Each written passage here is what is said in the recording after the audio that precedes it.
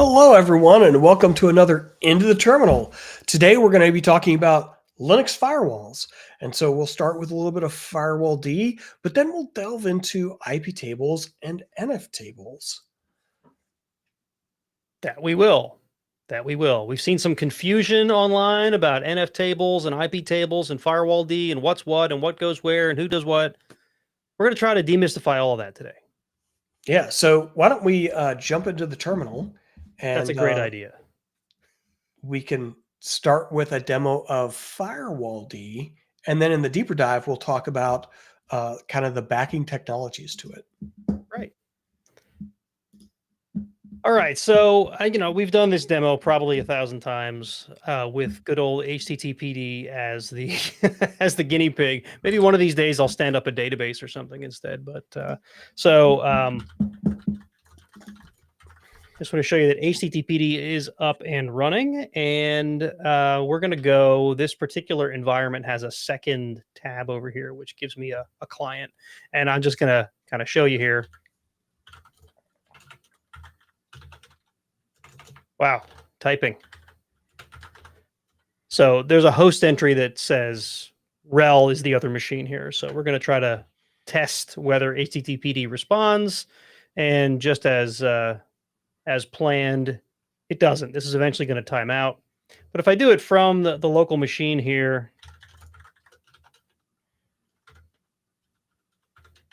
of course, it responds. And this, obviously there's a ton of stuff here, but this is the welcome page that comes out of the box with Hatchie on RHEL. So, why doesn't it work? Well, anyone who's got at least, a little bit of experience here knows it's probably the firewall. The service is up. You can reach it locally. That means that the service is running and it's listening on the port. Unless you did something crazy like bind it to the wrong interface or something, then it's probably the firewall. That's a good place to check next. So with RHEL, since RHEL 7, I think it is, we've packaged a service or a piece called Firewalld, right? And we talked about this a little bit when we talked about systemd last week. So let's delve into Firewalld itself. And Firewalld is a front end for different firewall backends. And in the lifetime of RHEL, since we've been using Firewalld, we've used Iptables and we've used nftables as a backend. But we're going to dive a little more into that in the deeper dive, which makes perfect sense, right? So you interact with Firewalld with the firewall-cmd command line tool. And if I do a list all, this is effectively like asking the firewall to list its rules, right? Now, what it's going to do is it's going to list the default zone. Firewalld has a bunch of different zones to it, which most firewalling tools have a concept like zones. They don't all call them zones, but a lot of them do. And the cool thing with that, again, not something we're going to dive too deeply into, but you can, with all of these different zones, treat traffic differently based on what IP range it comes from, what port it's hitting, stuff like that, right? And you can see there's a bunch of different zones in here. There's a zone for libvirt, right? There's a zone for internal. There's one for home and public and external and things like that. And personally, I've used this for, say you have a service that runs somewhere that's external to your physical location, and you want like administrative ports open from your home IP, or maybe from a VPN IP, but you don't want that open to the rest of the world at large. You add those trusted IPs into a zone that you want to designate as trusted. In fact, I think there is a trusted zone. And then you add the ports that you care about to that zone, right? And then the public at large won't be able to hit those ports, but people that come from the right IP spaces, like your VPN, for example, will be able to access those ports.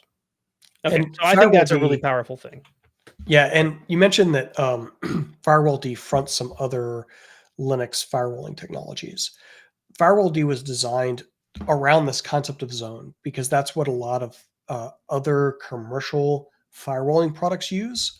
So you can set properties of your zone, and then you simply drop IP ranges or individual addresses inside the zone to have those properties applied to them.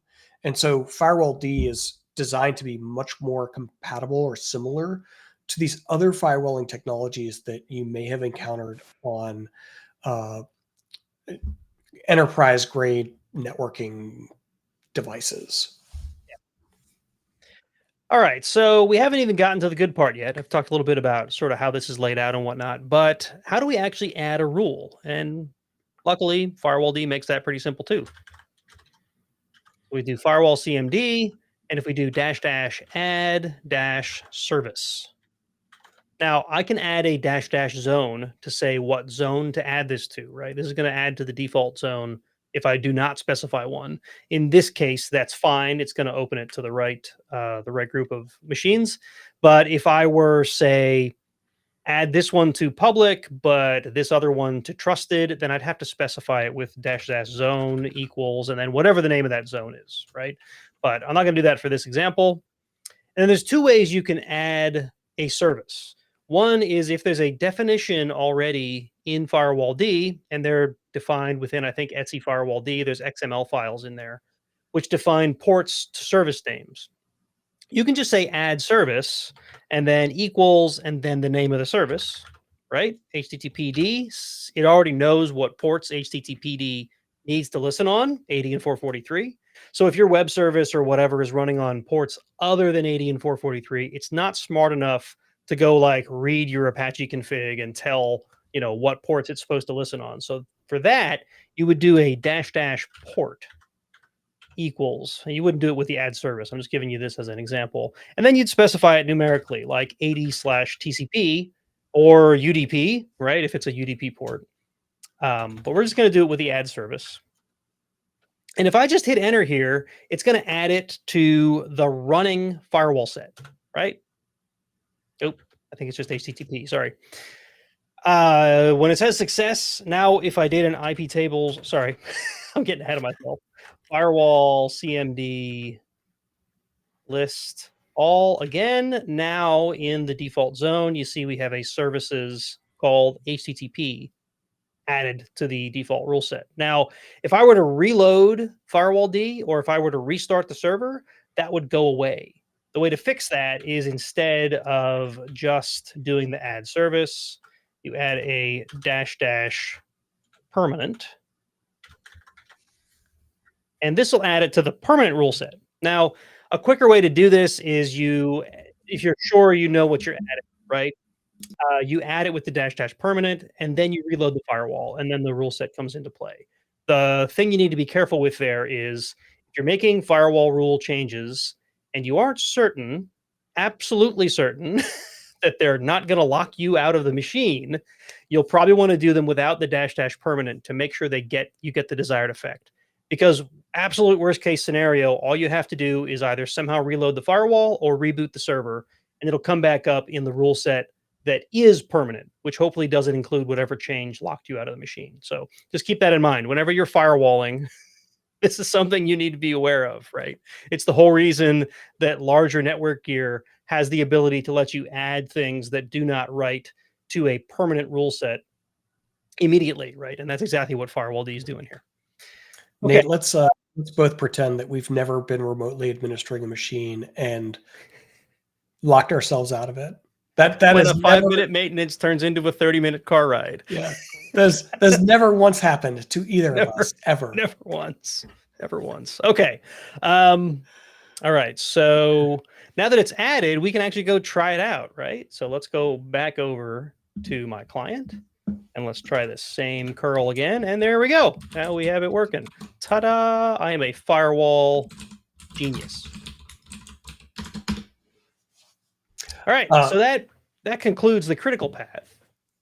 Yeah. So one of our watchers said that there's a runtime -2 permanent option. So you can take those things you have loaded in memory and just make them permanent. That's kind of cool, especially if you've been doing a bunch of changes in series to test them all together. That'd be a great way instead of just having to rerun all those commands as permanent. Yeah, exactly. I didn't think to mention that, but yes, that is another tool that I use pretty frequently when I'm building and troubleshooting a firewall rule set. All right, so we're going to get into what's going on behind the scenes and a little bit more on Iptables and nftables behind the scenes. And we'll do some more demos, of course. Don't forget to mash that like and subscribe button. Nate, Our product sponsor today, We've got one. Linux. That's right. Linux Lordship Titles. Did you know that Nate can grant Lord and Ladyships for Linux? It's true. This is entirely a real thing that one person can obtain from Nate. But what it requires is some ownership of digital property on Nate's subterranean hosting systems for you to be now Linux landed gentry, which is what then conveys your title. So perhaps you've dreamed of being called the Viscount of Command Line, or perhaps the Earl of Sudoed Sandwiches, maybe the Duke of DNF, or possibly the Baron of SE Linux Policies. All of these and more now offered through the Landed Gentry program, a wholly owned subsidiary of Nate's Subterranean Hosting Services. Remember, you say basement, we say subterranean. All Lord and Ladyships come with a certificate notarized by my dog. I didn't know that your dog was a dog notary. Does he just like slap a paw print on there? Totally. She's licensed. There you go. All right. Cool. So now is the time where you can ask us questions, of course, in chat, or if you're a deferred viewer, please feel free to leave a comment with your question, and we will we'll get back to you on those. But Nate, we have more stuff. We do. So some people have probably asked why did we switch? So if you go back in the annals of history of host-based firewalling on Linux, there've been a couple, at least in the RHEL or Red Hat ecosystem, there've been a couple different backends. First was IP chains, if you remember back to those days. And then Iptables was sort of a evolution, I think, of IP chains or a rewrite. I'm not sure if it was a rewrite or not. I wasn't too familiar with what was going on in the firewall world at the time. I just remember the changeover from IP chains to Iptables. And the two of them had a whole lot of similarities. The rules looked the same, and kind of the way in which you acted with them were the same. And then we moved to nftables, which I guess that's RHEL 9. Yep, 9 and newer, right? Or 8 and newer. So we started in 8. 8. But we offered both. And in 9, we offer nftables is actually the thing doing the work. Right. But you can still use the Iptables command line command if you we're going to show that in a little bit too. Yeah, if you have the Iptables NFT RPM installed. Right. All right, so I have a little bit of a demo to kind of show you kind of how you can figure out what backend you are using, which if you're on RHEL 9 or 10, I can guarantee you it is nftables, unless you've done some hackery to change that around. But I can show you where that config is and how you can change it. And we're going to show you like what the nftables backend kind of looks like directly. So we want to bring my terminal back up. There we go. Scott's busy chatting, I think. Not paying attention to his producer job today. Okay, so where do we find what firewall backend? I thought there was a firewalld command to do this, but I couldn't figure out what it was. So there is a way to do this by just looking at the configuration file for firewalld, and this one I'm going to copy paste because it's kind of long. So we're going to paste this here. So we're going to grep for the words firewall backend in, uppercase between the two words there, in etc firewalld.conf. And you can see there's a bunch of other things you can change about how the firewall operates if you want to, but this one, right, the way we're configured here is nftables is the backend. So how do we see what's in the nftables rule set is kind of the next thing. When we were dealing with Iptables, it was you just ran Iptables, the same old Iptables commands that you were used to, and it would show you a huge mess of all the zones and whatever that firewalld was kind of masking from you. If you remember in the Iptables day before firewalld, it had a couple of base tables in there, but not nearly as many as firewalld implements. And so, the same as So I do have a nit to pick on that. Sure. Both Iptables and nftables have 3 tables. Now the tables then have chains. Right. So Sorry. yeah, so NFT is this list is going to produce a very long list of chains. Right. And we could talk about this now, or we can wait until I do a little demo of nftables. It's up to you, Nate. You can certainly do that when you talk about nftables. Okay, So I'll leave it for later. okay, so if you do an NFT list rule set, and I just realized NFT command line there, it's the same as the near field technology. So maybe you can scan the NF tables with your phone or something. I don't know. Probably not. Okay, so the rule set is if you're familiar with Iptables rule sets, you'll be familiar with like line by line commands, right? That would define your rules and associate them with tables and chains and whatever's, right? This looks a whole lot different than I'm used to. This feels a lot more like, I don't know, is that JSON? It might be JSON. I think that's JSON format. But So you can see that it's. Go ahead. What? so it does, except I think it's more just verbose compared Yeah. with what you already knew from Iptables. Right. It's very similar in function, I should say, maybe is the word I'm looking for, but it's in a different format. It's really what it comes down to. So in order to make this easier, let's go find port 80, which we added when we added HTTP. And you can see here it's got chain, filter in, trusted, allow, right? And you can see that that naming is probably something like what zone was it in and how do we, and is it allow or is it drop or is it reject, right? And you see it just says TCP dport 80 accept, which is actually simpler to read and simpler to parse by our human brains than the old Iptables rules were, right? The Iptables rules were like these big long strings with long command line syntax to do all of the things that are in here, right?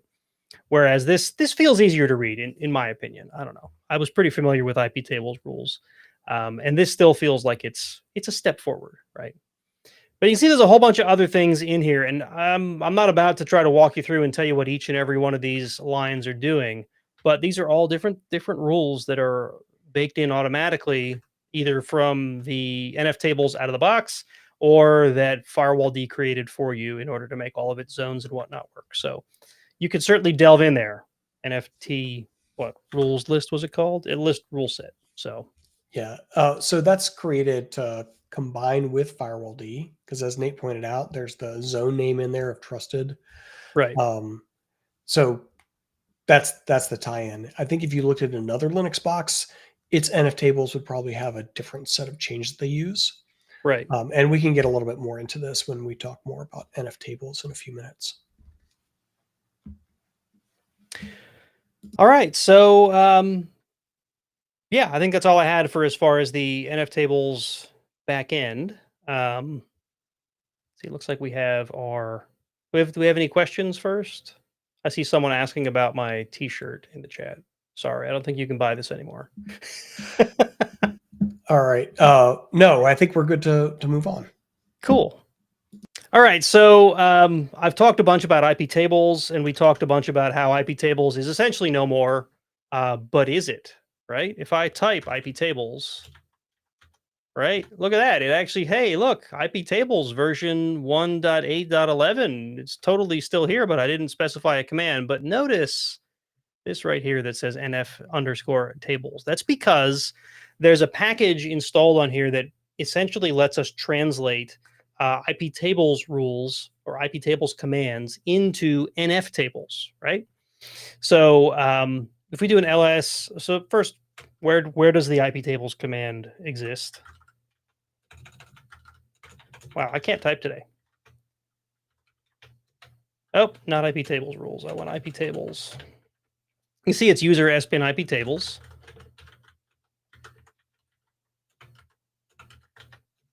Oh. And you can see that's a symlink to Etsy Alternatives Iptables, right? So let's follow this down the rabbit hole. And that points to an executable called iptables-nft, right? And if you've been following along with the nomenclatures here, that probably means that it's an iptables front end for the nftables back end, right? So what that means is when I'm executing iptables commands, they're going to translate through nftables. So if I look at, we're going to look at the RPM that's installed that makes this work. And Nate, let me pause you for just 1 second because a question came in. Okay. Does that mean that new flavors Firewalld does not work? That's not what we're saying. What we're saying is Firewalld is a front end utility. And the actual thing doing the kernel-based firewalling behind the scenes is independent of Firewalld. And Firewalld knows which one has been chosen and makes the right decisions for whichever backend service is actually doing the firewall in your Linux box. Right. So Firewalld is always the right place to start if you're doing Linux firewalling in any reasonably modern Red Hat distro. Yeah, in fact, if you make changes directly to the nftables rule set, or if you do it using the iptables translation for the nftables rule set, it does not propagate back to Firewalld, right? So you need to make a choice when you start working with the firewall. Am I going to use the Firewalld front end and not worry about what the back end is? Or am I going to work directly with the back end? And then you need to stick with it. Because if you make changes in both, it's going to get real confusing real quick, right? And if I make changes in nftables and then reload Firewalld, it doesn't wipe out the rules that I made in nftables. I tested this before our show today because I thought it would wipe it out. It didn't. It kept my rule. But if I were to reload nftables, right, or if I were to reboot the machine, I almost guarantee, I didn't test this, but I almost guarantee that rule is going to go away because I didn't save it to anything that would repopulate it into nftables, right? So it gets confusing very quickly. So I would suggest, and I see this already showing up in the chat, to use Firewalld unless you have a really, really, really good reason not to, right? Because the other cool thing about Firewalld, in RHEL 7, we implemented Firewalld, but we still had Iptables behind it, right? RHEL 8 is when nftables was available, right? You could have switched to it. RHEL 9, nftables became required, right? That was the thing. That's what happened in the back end. If you've been using Firewalld the whole time, from RHEL 7 up until RHEL 10, you never would have even noticed the difference, right? Because your commands to Firewalld wrote to whatever the back end was, and you didn't have to care, right? So, all right. So let's look at this that I was trying to show, and Scott just so terribly interrupted me. You can see there's all these executables that get placed inside of user sbin when this package is installed, right? And there's a bunch. They're basically all the tools you'd expect to have had with Iptables, except with this nftables translation layer added into them, right? So if you're just like an Iptables nut and you're like, I don't want to learn nftables, you could theoretically just keep on doing what you were doing, and these will translate it for you in the background. Now, is it perfect? I have no idea. I've never tried to manage nftables in this way. All right, so let's go ahead and try to add an Iptables rule. Okay, so I'm just going to copy and paste this one too, because like I said before, Iptables rules are sometimes long and involved, and there's a lot of uppercase and lower cases, and you got to make sure you get everything right. Okay, so we're going to add a rule to the input chain, right? We're going to use the protocol of TCP, the destination port, that's the D port of 12345, because it'll be easy for us to find later in the output. And we're going to tell it to reject anything that comes in on that port, right? So we hit enter, and it just worked. It didn't give us any warning. It didn't give us an error. It just accepted the input as we entered it. And now, even if I do an Iptables dash capital L is for list, and dash N says to make it numeric, so we don't try to do like DNS lookups and weird things. You can see right here is my destination port of 12345 reject, right? But there's no rule in here about port 80 that we added earlier. I didn't clear that rule out. It's still, if I look at firewall,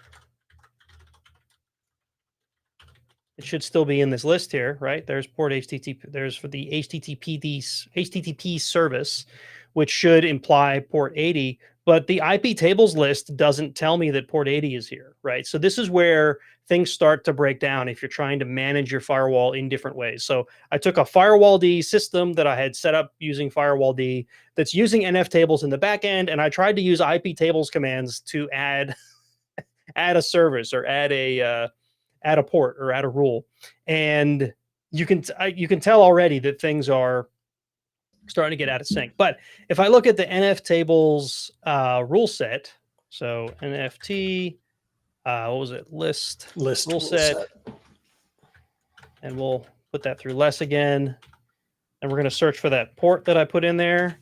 There it is, TCP D port 12345, and it gives it a counter and yada, yada, yada. And then it tells it to reject, right? So adding it through Iptables, the command line, added it to the nftables backend, but it did not put it in Firewalld, right? So just further driving home there. Don't forget, pick one and stick with it. Yeah. And so essentially what we've reduced Iptables to now is a management interface to nftables. So you can still use Iptables commands to put in rules, but they're really being translated and stored in the nftables backend. Right. And at some point, this Iptables to nftables translation layer that we're shipping with Red Hat Enterprise Linux is going to go away. It's been deprecated since RHEL 8. Right. So Firewalld is where you should start. nftables is the next layer deep. If you, for whatever reason, can't get what you need out of Firewalld, is where you should go next. But Firewalld lets you do a lot of stuff. So I would be surprised if you actually have to interact directly with nftables. It does. And I'm going to tell you, I did some crazy stuff with Iptables when we didn't have Firewalld. Some of it is now mimicked by what Firewalld does, and like this concept of different zones and whatnot. I did things like that with Iptables, and it gets hard to track. It gets hard to write. It gets hard to maintain and manage. And Firewalld really does make that simpler. So with RHEL 7, I did not use Firewalld. With RHEL 8, I started using it, and I don't regret it. It works really well. All right, so that's the end of that demo. I think you're going to tell us all about how nftables works, right? Yeah, so we're going to jump into nftables. So let me swap the screen share here. There we go. And so we've seen how the two front-end management-y things relate to actually nftables, which is doing the firewalling on your Linux boxes. But I'm going to just quickly take a look at NFT rule set.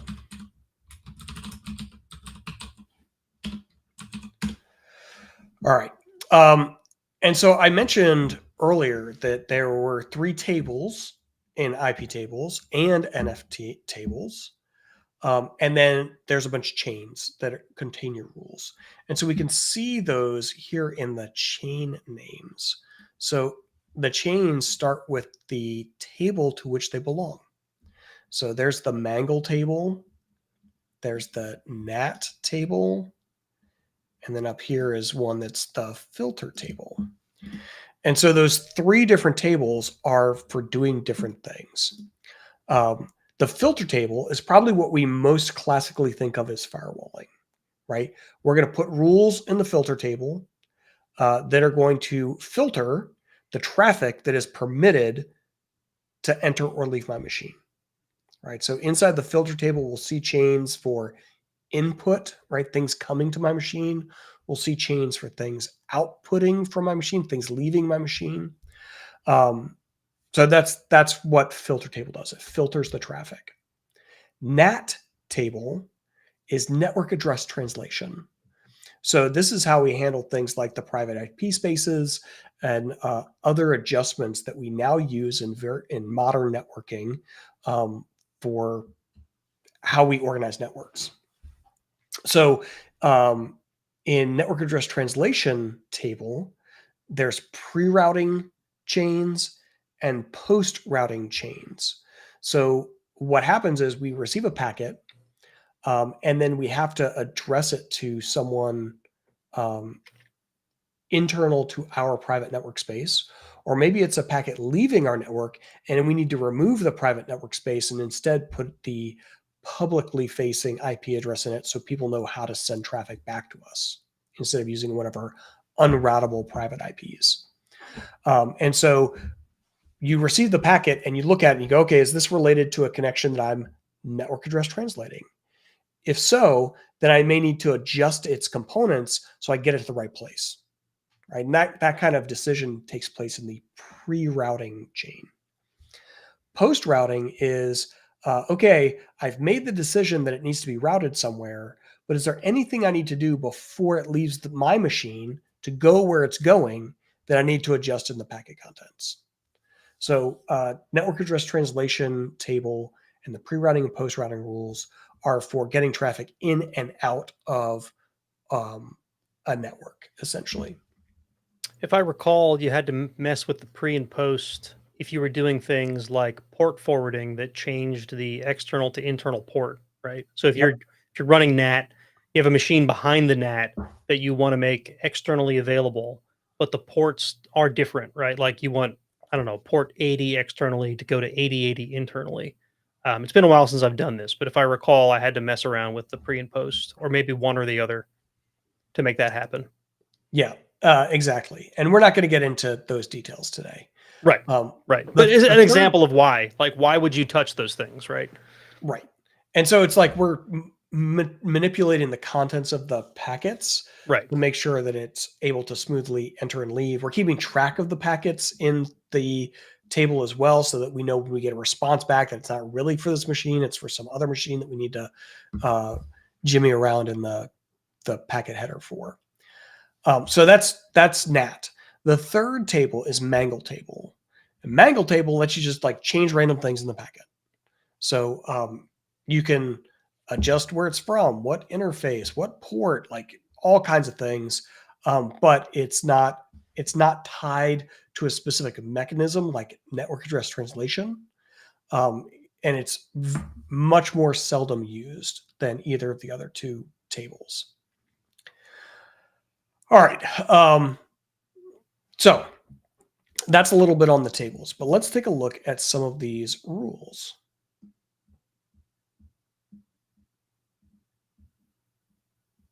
It's quite the long rule set. Yeah. You're not doing much. All right. So here is the chain for forwarding packets in the filter table. So this is like routing packets between network interfaces.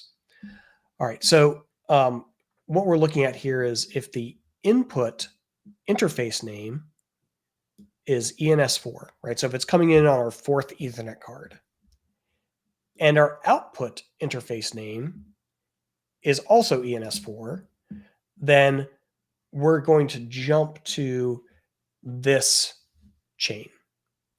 All right, so we actually used jump before, you just didn't recognize it. Nate used it in his Iptables rules example when he did a -J and told it what to do with the packet. That's jumping to that target.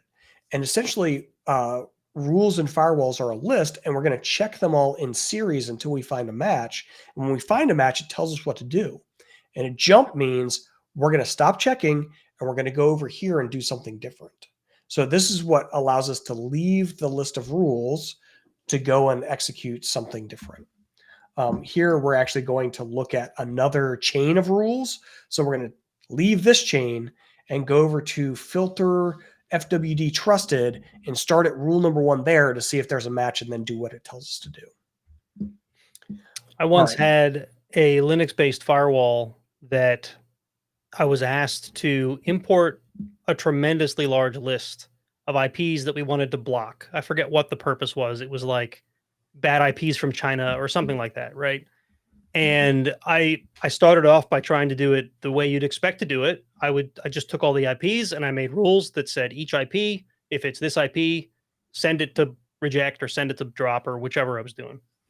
And Iptables filtering through all of those rules for every packet that came through it just horribly Slowed it slowed down. down all of the network traffic going through the firewall. And I thought, well, that's not going to work because we can't. I mean, it was seconds per packet. It was just unlivable, right? So what I ended up doing was to back to your point of the jump thing here is I made rules. I made individual chains, I guess, for the different IP blocks, right? Like all the way down to like class C's. And I made a script that would separate them all, right? So it's instead of matching on thousands and thousands of IPs in each rule set, it had 255 blocks of IP addresses where it's like, oh, it matches this one, send it to this other one, right? And I would jump it there. And then in there were the rules for the IPs that had to be blocked. So this isn't just a way of organizing things, it's also a way of improving performance of the way your firewall works. Now, today, I don't know that nftables would have the same choke that Iptables did a decade and a half ago when I was doing this, but just something to keep in mind. You can do this for performance of your firewall as well as just general rules organization. Yeah, and some of the factors leading to that were things like how many cores did your machine have? Yes. You didn't have enough CPUs that it could dedicate something to this process. How Right. much memory did you have? Could you dedicate a bunch of RAM to not only storing these rules, but also storing the additional packets, waiting for them to move through the filtering table? So yeah, there's like a bunch of stuff. And I think that just through the natural Moore's law of computing, that many of these things have kind of gone away because we now have more compute resources Right. to do stuff with. Right. Maybe I'll try it again someday and see what happens. So if you make it all the way through this list and you haven't matched any rules, this one has no selection criteria, right? It doesn't talk about the input interface or output interface. It just says jump. So if you've made it through all these rules that check the interface name, and you still haven't found a match, then we just leave this chain and go over to filter forward trusted and check the rules there. And if for some reason you were able to not match that rule, then the default policy is to accept the packet. All right. So that's what we're looking at, is we're looking at these like sets of rules. All right. Up here in output, the CT state, this is connection state. So if we're looking at a packet, the connection state is established or related, meaning it's part of an established connection, or a packet related to another established connection. So something like FTP is a good example of this because it transmits data on 2 ports. And so it may be that you have a connection on 1 port, and now we're doing some data transfer on the 2nd port. Well, that's related to the existing connection that you have on the 1st port. Right, so that's what's happening there. You can see that there's like lists of IP addresses. Here, DAdder is destination address, and SAdder, if you saw that somewhere, that's source address. So we use these terms already in some of our Iptables work.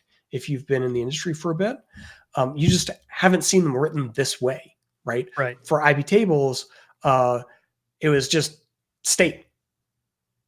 It didn't have a CT state. For OF name, or OIF name, it was just name, I think. I don't remember. And then you used -O or -I to indicate whether it's output or input. Yep. Whereas now we explicitly say it's the output interface name or the input interface name, or the destination address or source address. Before it was -D or -S. Yep. Right. So or -S port or -D port. Yeah. Yep. So you've seen a lot of this stuff before, or jump, for example, right? That was -J. What we should do when we found a packet like this. So you've seen these terms before. You've just not seen them spelled out like this in nftables before. All right. So that's a bit on nftables, but I wanted to show you an example of how this translates into Firewalld. All right. So I'm copying and pasting so I don't mistype this pretty a long one, guys. 3 lines. There you go. All right. And actually, I'm going Oh, to you take. didn't mean to grab the. So it's 2 lines. I'm sorry. There we Copy go. paste fail. Okay. So what I did with firewall command is I added to my zone trusted a rich rule. So typically with firewall command, we're trying to use things like service definitions and other stuff to just kind of be very brief about what it is we're trying to allow or deny.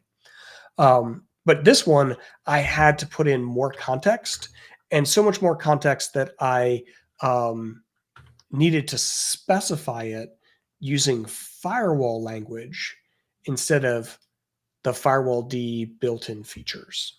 And that's what a rich rule lets you do. It lets you leverage all these additional things that nftables or iptables would offer you, that Firewall D doesn't natively offer you with some of its zone-based configuration. All right, so if you look at the actual contents of the rich rule, it looks like a firewall rule. Like if I was writing an nftables rule, these are the parameters I would be passing. So I'm just taking that and like putting it in here in the rich rule. All right, now how this manifests itself in nftables. So I'm going to list my rule set again. But just like Nate had his 1, 2, 3, 4, 5 port, we've got a specific IP range. So I'm just going to grep for one line before and one line after a match for my IP address. So before I put in this rich rule, this chain, filter in trusted deny, was empty. There were no rules in it. But now that I've put in my rule, it's got added to this chain. So we're looking for the IP address that's source address 10.5.0 with a 24 seeder net mask. It is a TCP packet, and its destination port is port 80. It's trying to go to port 80 on this machine. And if I find a packet from 10.5.0 that's going to port 80, I'm going to drop it. I'm just going to chuck it, and no one's never going to know what happened to it. So this is what is actually happening when you're using Firewall D. It is putting the appropriate rules into nftables so that you don't have to work with nftables. You can just work with Firewall D and be blissfully ignorant of the backend that's been chosen behind the scenes to do your firewalling. All right. So similarly, if I remove this rule, so before I added the rich rule, now I'm going to remove the rich rule.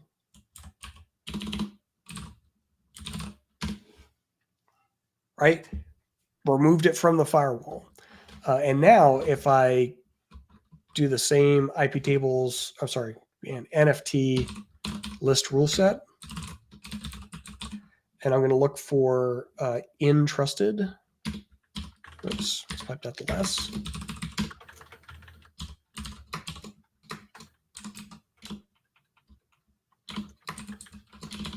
Yeah, in trusted. All right, so this is where my rule was before in the in trusted deny chain. And you can see that when I used Firewall D to delete it, it got removed from the appropriate space in nftables. So there you go. That's so we had a comment in chat that instead of doing -A1 -B1 in your grep, you can do -C1 for context. Ooh, and it grabs that's the pretty line slick. above and below. So you could have saved yourself 4, including the space, characters of typing. Yeah, I mean, cool. And this is why you come to Enter the Terminal. You get real life changes to your commands to increase your lexicon and make you more efficient. Right. From the audience. Remember it. We're gonna find out next time. Next time Scott has to get the line before and after. We'll see if he uses -C or me for that matter. Well, I mean, I know A and B, so why not just add in C? Like I There can you go. do the alphabet. All right. It is funny So that it's that's ABC. Yeah. that is Iptable, or sorry, yeah, man, nftables. and Right. kind of how it interacts with Firewalld.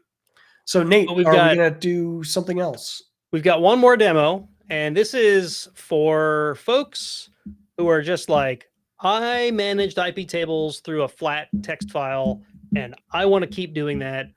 How do I convert my flat text file that I was using with IP tables over to nftables, right? Because there's people out there, right? There's absolutely people that were on RHEL 7 or maybe still are on RHEL 7 that should probably be moving to 8 or 9 that have these complicated rule sets that are written out. If you, in the IP tables days, you would make an IP tables rule set. And when it was running in memory, there was a command called iptables-save, which would output it to a text file. And then there was an iptables-restore that you could use to read it back in. And there was a way to do that automatically at system boot time. And that was how you saved your firewall rule set. So if you have this crazy complicated firewall rule set written out from iptables save, you might be saying, well, how do I convert that over to nftables so I can keep managing it the way I did? I don't care about Firewalld. I want to use my flat text file. Well, there's a tool to help you do that. And my last demo today is to show you how that tool works. So I have a really basic iptables rule set here that just says, let's accept a couple of common ports, 22 and 443, and that's it. That's my rule set. So how do we convert this thing, right? So there's a tool called iptables restore translate that will read in this list of IP address or this list of rules. Scott looks appalled at something. This list of rules, and it'll spit it back out in a text file, not the JSON format that you were seeing in the output we got from the nftables rule set list or list rule set, but in a format that's very similar to what you see here in the iptables, except translated over so that there's another tool that you can read it back into nftables. Okay, so we're going to do, again, I'm going to copy paste this one. Give me a sec here. Copy paste is hard if you don't get all the letters. Here we go. Okay, so iptables restore translate -f iptables-rules. That's just the text file that I have my rules saved in, and it just spits that out on the other side. Here's the output that you could then use with nftables to restore, right? So let's throw that into a file. And out of curiosity, Nate, how is that different than just iptables-translate? We can certainly try it.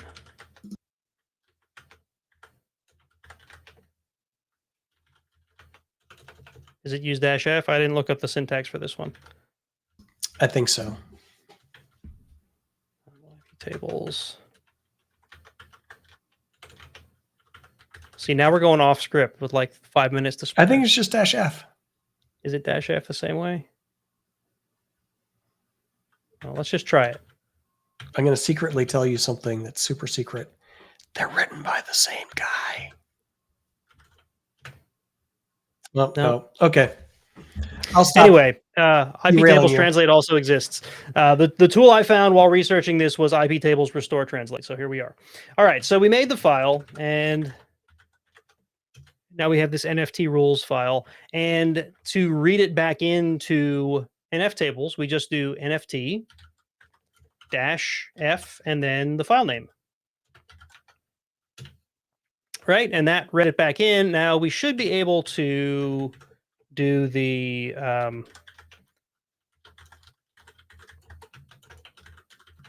now what did I had 22 and 443, right?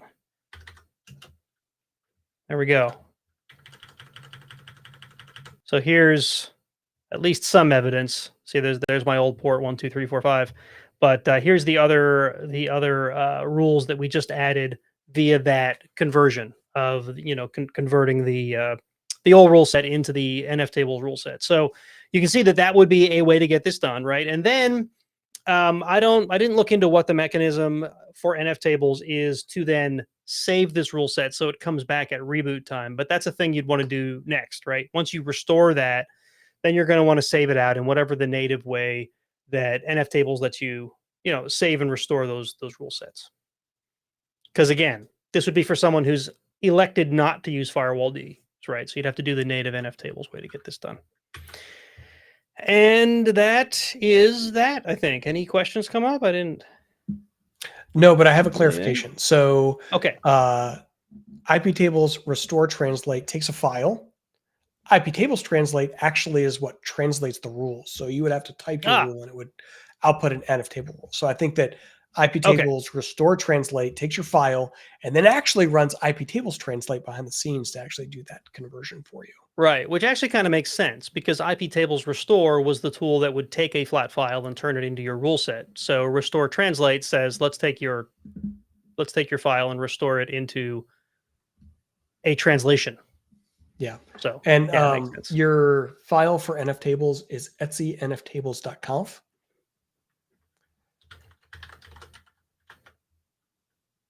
It's already one more time.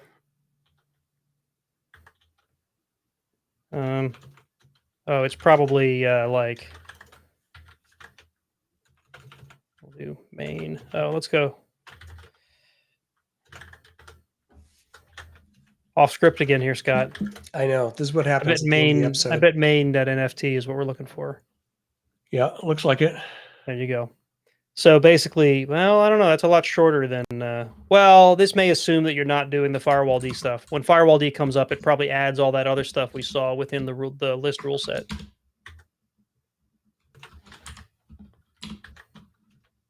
Yeah, there's the NAT stuff. So yeah, once you have your rules properly formatted, they probably end up in these files. What's OSF? Now I'm really curious. Isn't that about routing? If I remember right. I don't know. Anyway, we're like down a random rabbit hole. Totally. Let's look at all the config files in Etsy just for fun. So that's a bit on firewalling, and I think what like convinced us we needed to do the show was we saw somebody on Reddit was like, should I use nftables or Iptables or Firewalld? And it turns out that at least for Red Hat distros, yes, because use them all. Don't use them all, but it turns out it doesn't matter which one you use because they're actually all nftables, right? So our recommendation is Firewalld to be your like more human-friendly interactive thing, and then it actually puts the rules in nftables. If you're coming from a history where you have Iptables rules and you've been maintaining those on older systems or maybe other Linuxes and you want to bring them with you, you should translate them to nftables rules because that translation layer, like I said, Iptables has been deprecated since RHEL 8, which is 6 years ago. Yeah. So at some point, we're going to remove it from the distribution. It was supposed to go away with 10, wasn't it? But there were some dependencies. Yeah, it was targeted for 10, but we didn't quite make it. So I think 11 might be when it actually gets left behind. But you'll see that in the upstreams earlier, right? So CentOS Stream 11 would be where you could find that for sure. And then before that, a Fedora version is going to have lack of Iptables. And that's going to be your bellwether to indicate this is what's happening downstream. All right. So next week, I don't know what we're doing yet, but we will be back for another Into the Terminal episode. I'm sure we'll have another fantastic sponsor. Man, it's hard to like convince these sponsors to give us money, Nate. Yeah, well, nobody's buying. I mean, come on, people. Subterranean hosting has to make it.